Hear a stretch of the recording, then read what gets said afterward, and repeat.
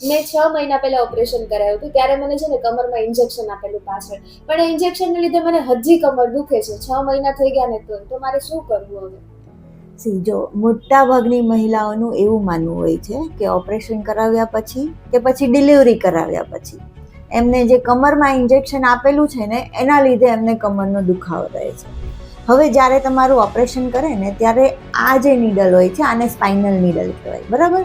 આ નીડલ તમારી કમરમાં પાછળ આપવામાં આવે, જેના લીધે તમારો જે નીચેનો ભાગ હોય છે તે બેરો થઈ જાય, બરાબર? હવે તમને શું લાગે છે આટલી પતલી વાળ જેવી નીડલ છે એ તમારા જીવનભરના કમર દર્દનું કારણ બની શકે? બરાબર. કમર દર્દ જ્યારે ઓપરેશન પછી અને ડિલિવરી પછી થાય છે એનું મેઇન કારણ છે તમારું બેડ પોસ્ચર.